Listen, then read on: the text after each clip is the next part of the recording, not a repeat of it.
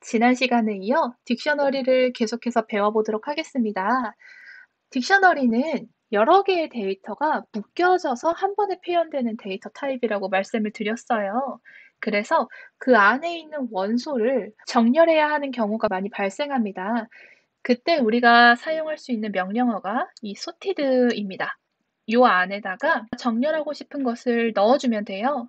만약에 딕셔너리의 키를 정렬하고 싶으면 sorted 가로 열고 닫고 안에다가 dictionary.keys 지난 영상에서 배웠던 거죠.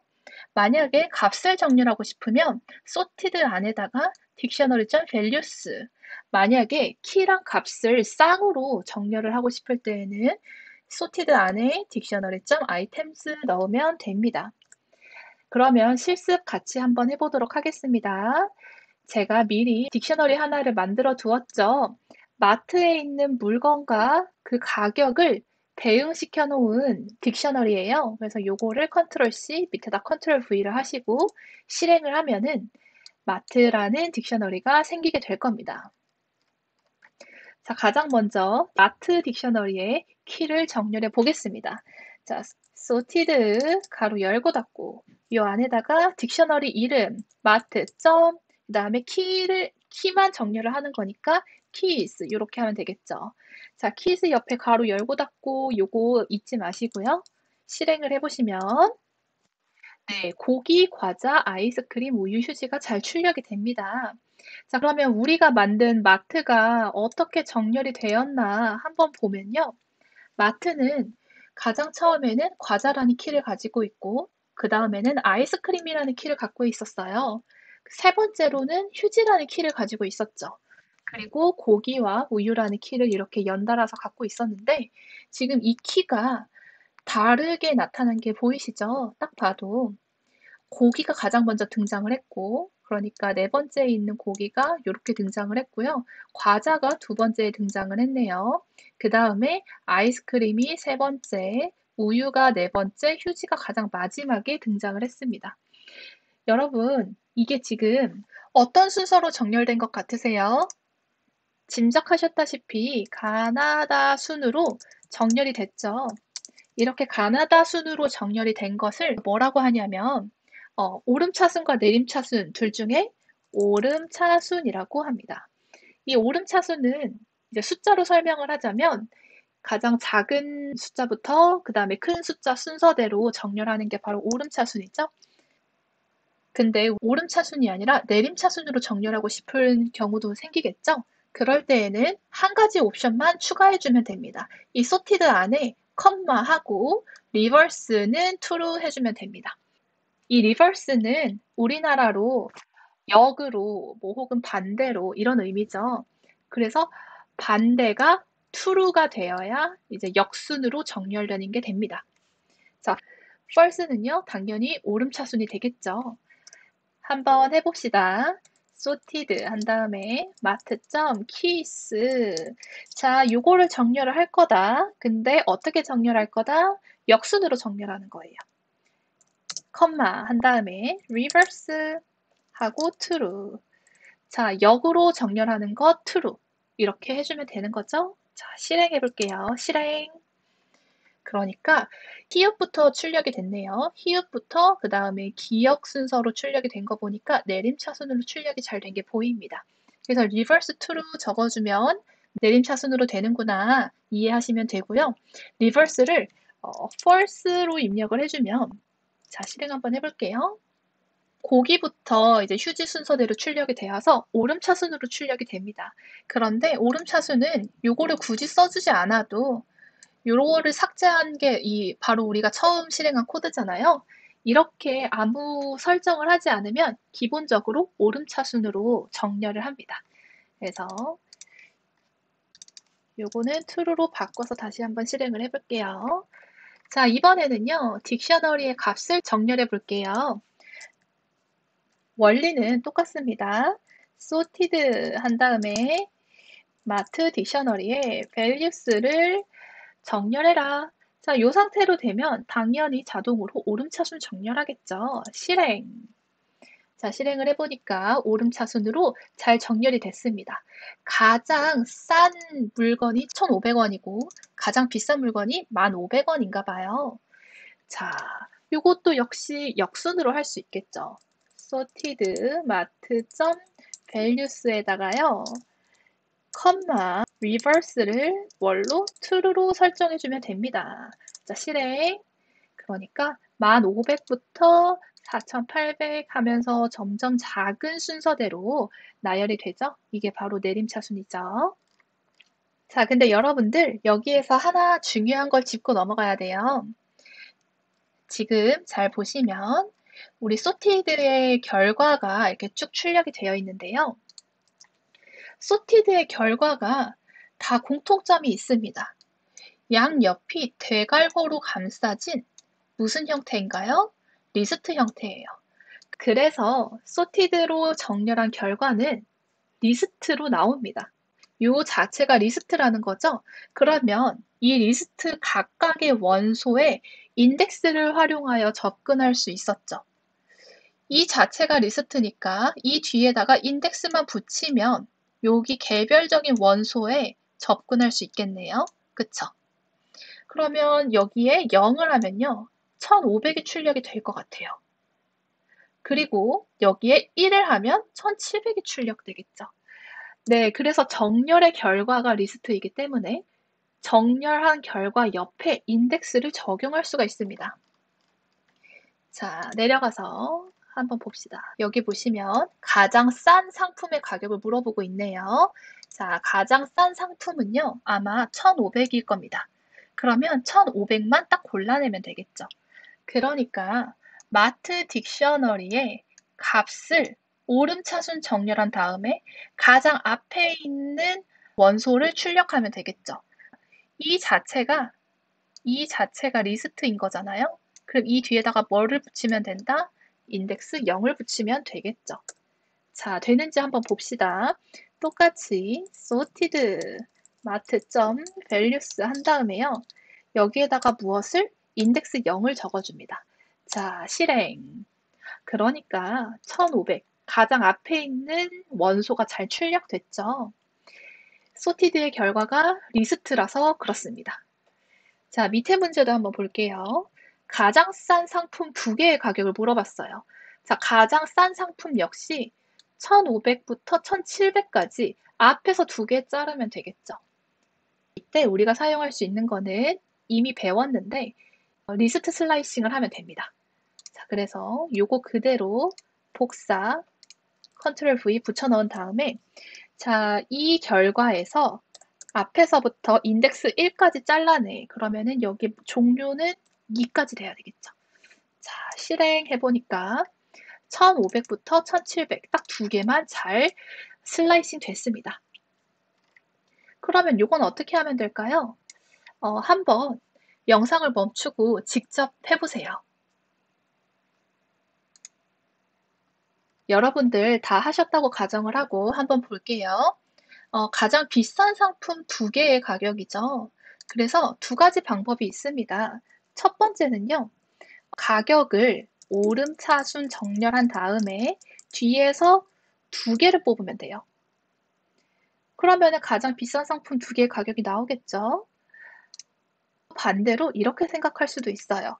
내림차순 정렬을 한 다음에요. 앞에서 2개 뽑아도 되겠죠. 어떤 걸로 해도 다 상관없고 둘 다 답이 맞습니다.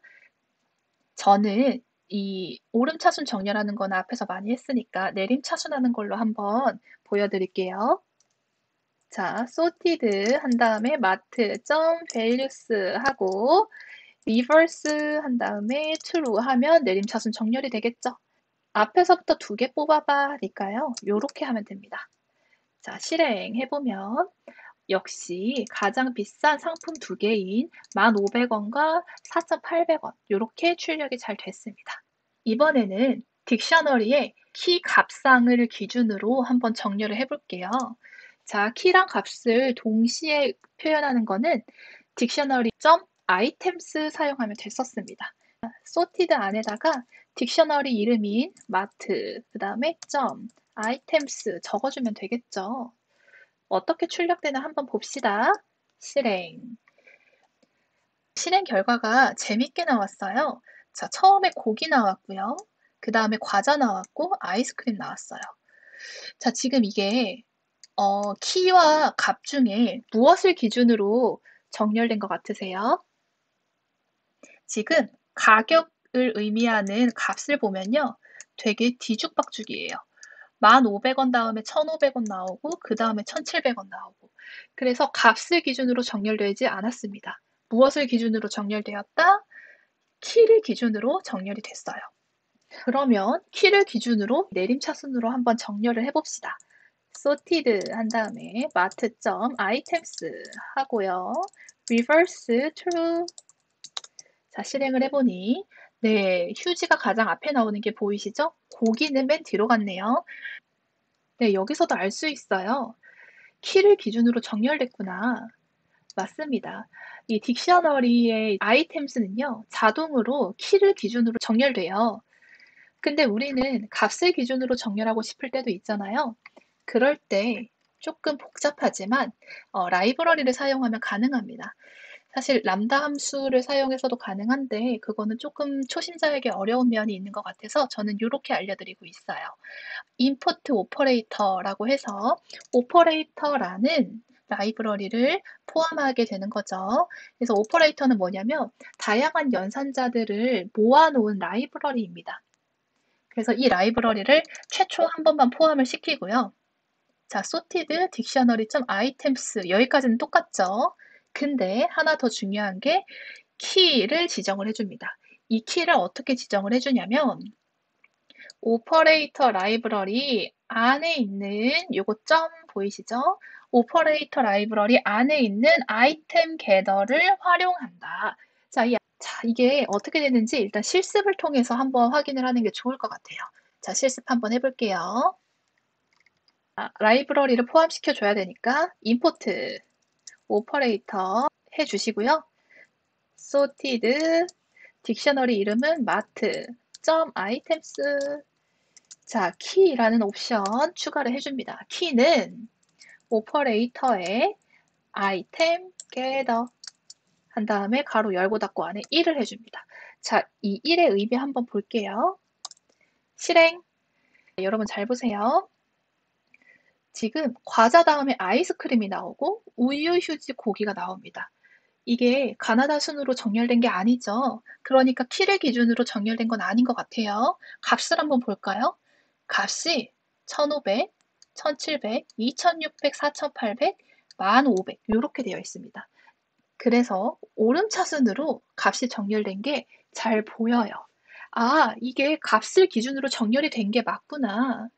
근데 이게 어떻게 되는 거지? 라고 조금 궁금하실 수도 있는데 이 아이템 겟더의 숫자를요.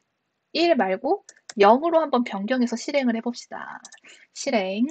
자, 결과를 한번 볼게요. 지금 값은요. 또 다시 뒤죽박죽이 됐어요.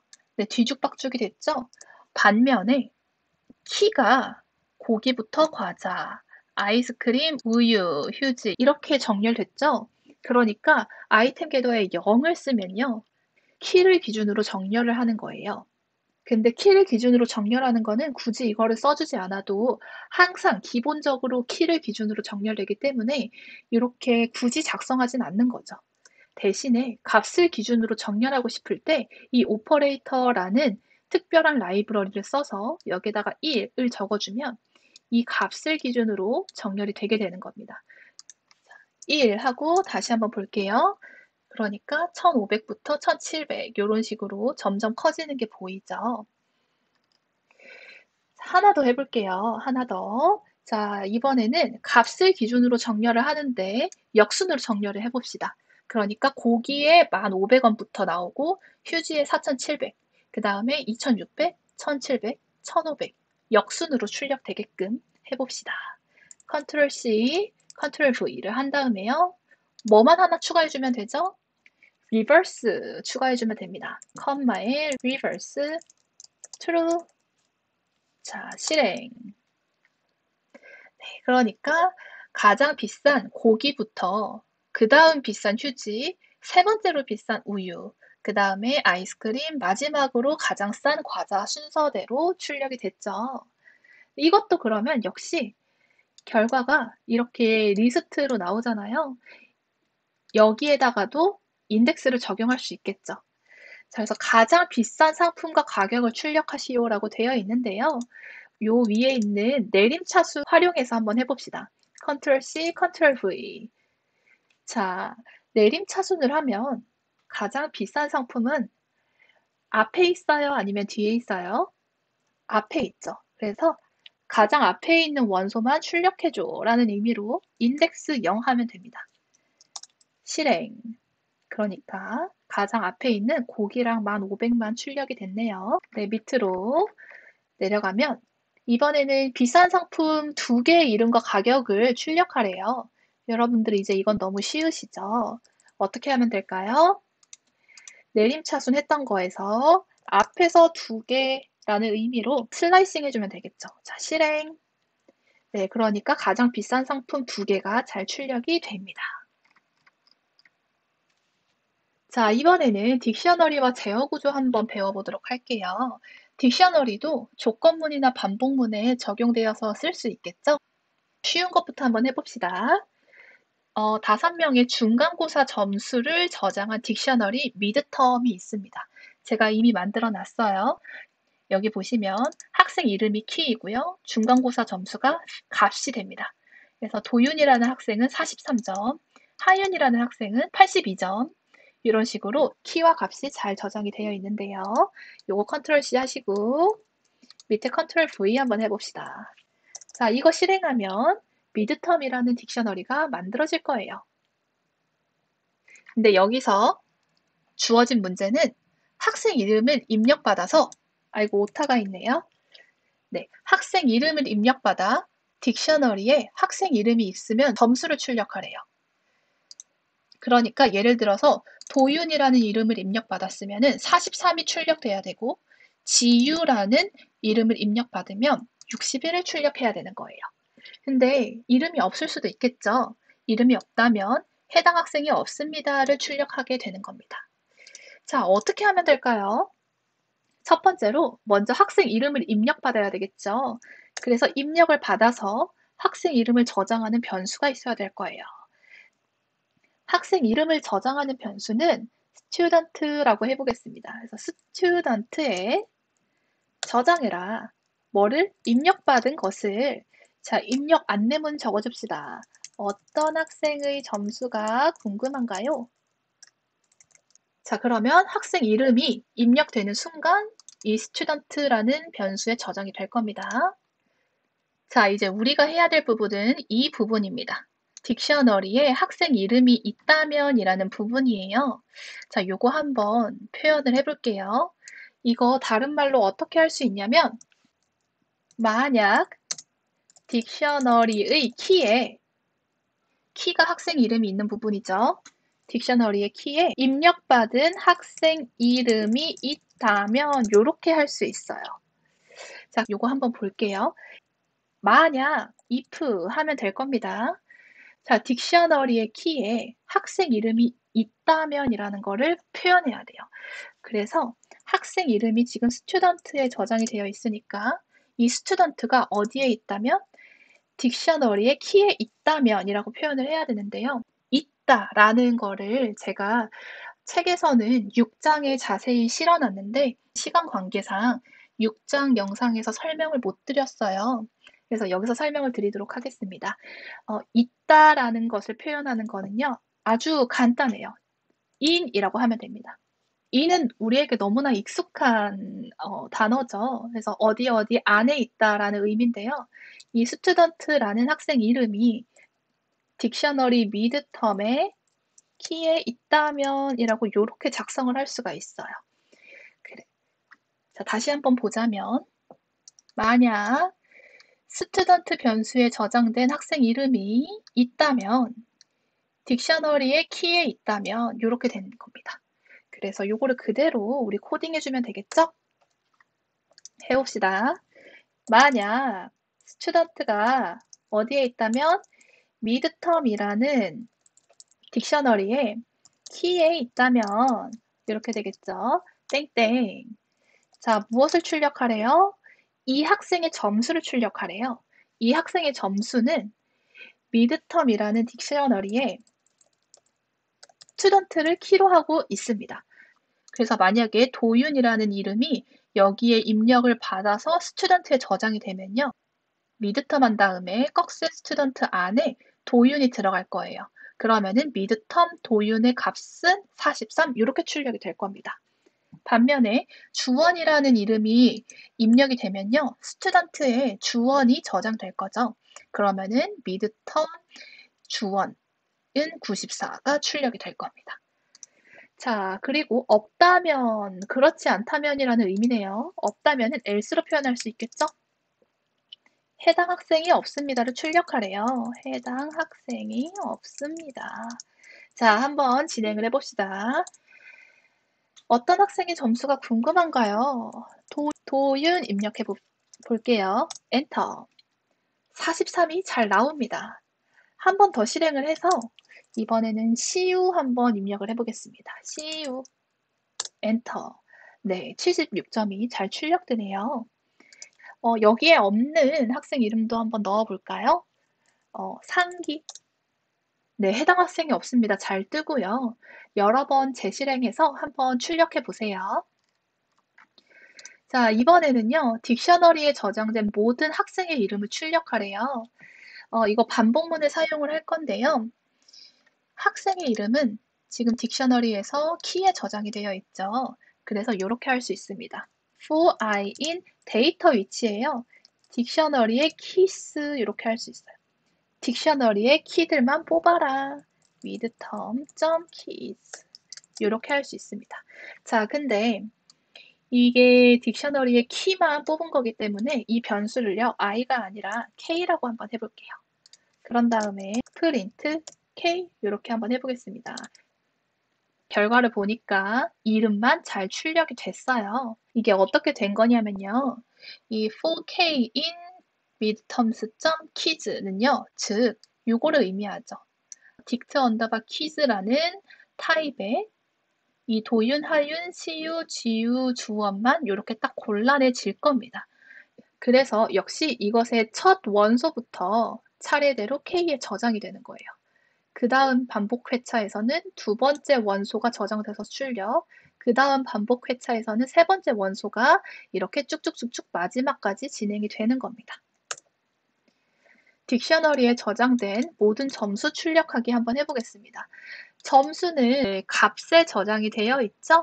그러니까 for, 자, 변수는 v로 해보겠습니다. 왜냐하면 딕셔너리에 value를 사용할 거기 때문에 for v인 midterm.values 하시고요. 프린트 뭐 하면 될까요? v 하면 되겠죠. 실행. 네, 그러니까 점수만 쭈루루룩 잘 출력이 됐죠? 이것도 원리가 어렵지 않으실 겁니다. midterm.values 하면은 요 값만 이렇게 쭈루루룩 골라내지기 때문에 첫 번째 원소가 어디에 저장?